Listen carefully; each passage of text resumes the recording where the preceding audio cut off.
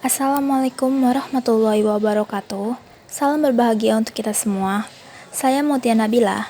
Di hari yang cerah ini, saya akan menyampaikan materi mengenai deadlock. Deadlock adalah suatu kondisi di mana dua proses atau lebih saling menunggu proses yang lain untuk melepaskan resource yang sedang dipakai. Deadlock dianalogikan sebagai dua antrian mobil yang akan menyeberangi jembatan. Dalam kasus di atas, antrian di sebelah kiri menunggu antrian kanan untuk mengosongkan jembatan. Begitu juga dengan antrian kanan. Akhirnya tidak terjadi kemajuan dalam kerja dua antrian tersebut. Ada 4 kondisi yang dapat menyebabkan terjadinya deadlock. Keempat kondisi tersebut tidak dapat berdiri sendiri, namun saling mendukung. Yang pertama, mutual exclusion. Hanya ada satu proses yang boleh memakai sumber daya, dan proses lain yang ingin memakai sumber daya tersebut harus menunggu hingga sumber daya tadi dilepaskan atau tidak ada proses yang memakai sumber daya tersebut. Kedua, hold on wait. Proses yang sedang memakai sumber daya boleh meminta sumber daya lagi. Maksudnya menunggu hingga benar-benar sumber daya yang diminta tidak dipakai oleh proses lain. Hal ini dapat menyebabkan kelaparan sumber daya sebab dapat saja sebuah proses tidak mendapat sumber daya dalam waktu yang lama. Selanjutnya, no preemption.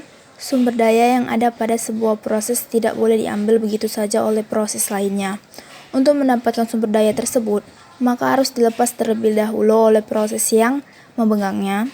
Selanjutnya, seluruh proses menunggu dan mempersilahkan hanya proses yang memiliki sumber daya yang boleh berjalan. Dan yang terakhir, circular wait. Kondisi seperti rantai, yaitu sebuah proses membutuhkan sumber daya yang dipegang proses berikutnya. Selanjutnya, kita akan membahas tentang cara mengatasi deadlock. Ada beberapa cara untuk mengulangi terjadinya deadlock. Yang pertama, mengabaikan masalah deadlock. Kedua, mendeteksi dan memperbaiki. Yang ketiga, menghindari yang terus-menerus dan mengakolasikan yang baik dengan menggunakan protokol untuk memastikan sistem tidak pernah memasuki keadaan deadlock, yaitu dengan deadlock avoidance, sistem untuk mendata informasi tambahan tentang proses mana yang akan meminta dan menggunakan sumber daya. Selain mengatasi deadlock, kita juga bisa mengabaikan masalah deadlock. Untuk memastikan sistem tidak memasuki deadlock, sistem dapat menggunakan pencegahan deadlock atau penghindaran deadlock. Penghindaran deadlock membutuhkan informasi tentang sumber daya yang mana akan suatu proses meminta dan berapa lama akan digunakan. Dengan informasi tersebut, dapat diputuskan apakah suatu proses harus menunggu atau tidak. Hal ini disebabkan oleh keberadaan sumber daya, apakah itu sedang digunakan oleh proses lain atau tidak. Metode ini lebih dikenal dengan algoritma outreach. Dalam algoritma ini dikatakan bahwa untuk menghadapi deadlock ialah dengan berpura-pura bahwa tidak ada masalah apapun. Hal ini seakan-akan melakukan suatu hal yang fatal, tetapi sistem operasi Unix menanggulangi deadlock dengan cara ini dengan tidak mendeteksi deadlock dan membiarkannya secara otomatis mematikan program, sehingga seakan-akan tidak terjadi apapun. Jadi jika terjadi deadlock, maka tabel akan penuh, sehingga proses yang menjalankan proses melalui operator harus menunggu pada waktu tertentu dan mencoba lagi. Selanjutnya, cara mendeteksi dan memperbaiki deadlock. Caranya ialah dengan mendeteksi sistem mana saja yang terlibat di dalamnya. Setelah diketahui sistem mana saja yang terlibat, maka diadakan proses untuk memperbaiki dan menjadikan sistem berjalan kembali. Jika sebuah sistem tidak memastikan deadlock akan terjadi dan juga tidak didukung dengan pendeteksian deadlock serta pencegahannya, maka kita akan sampai pada kondisi deadlock yang dapat berpengaruh terhadap performance sistem karena sumber daya tidak dapat digunakan oleh proses sehingga proses-proses yang lain juga terganggu. Pada akhirnya sistem akan berhenti dan harus direstart. Ini hal-hal yang terjadi dalam mendeteksi adanya deadlock. Yang pertama, permintaan sumber daya dikabulkan selama memungkinkan. Kedua, sistem operasi memeriksa adakah kondisi circular wait secara periodik. Selanjutnya, pemeriksaan adanya deadlock dapat dilakukan setiap ada sumber daya yang hendak digunakan oleh sebuah proses. Dan terakhir, memeriksa dengan algoritma tertentu. Selanjutnya, menghindari deadlock. Pertama, jangan memulai proses apapun jika proses tersebut akan membawanya pada kondisi deadlock. Sehingga tidak mungkin terjadi deadlock, karena pada saat akan menuju deadlock, proses sudah dicegah. Dan kedua, jangan memberi kesempatan pada suatu proses untuk meminta sumber daya lagi, jika penambahan ini akan membawa kita pada suatu keadaan deadlock. Jadi, diadakan 2 kali penjagaan, yaitu pada saat pengalokasian. Pertama, dijaga agar tidak deadlock, dan ditambah dengan penjagaan kedua saat proses meminta sumber daya. Dijaga agar jangan sampai terjadi deadlock. Pada sistem deadlock, avoidance atau penghindaran dilakukan dengan cara memastikan bahwa program memiliki maksimum permintaan. Dengan kata lain, cara sistem ini memastikan terlebih dahulu bahwa sistem akan selalu dalam kondisi aman, baik mengadakan permintaan awal ataupun saat meminta permintaan sumber daya tambahan. Sistem harus selalu berada dalam kondisi aman ya.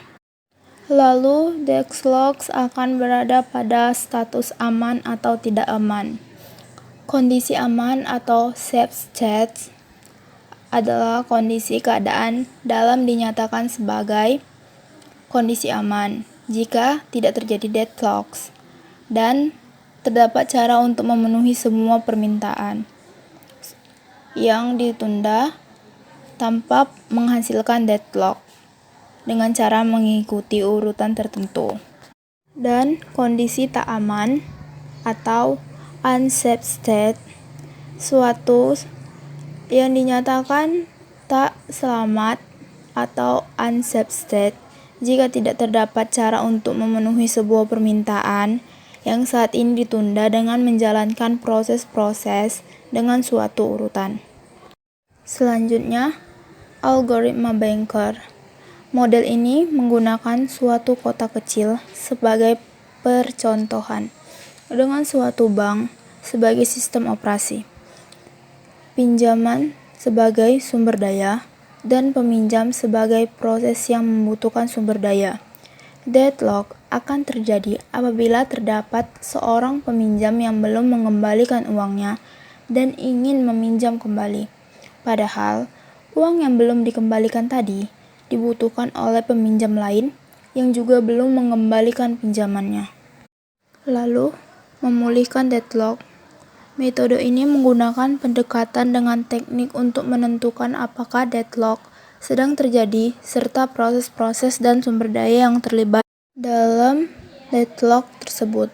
Setelah kondisi deadlock dapat dideteksi, maka langkah pemulihan dari kondisi deadlock dapat segera dilakukan.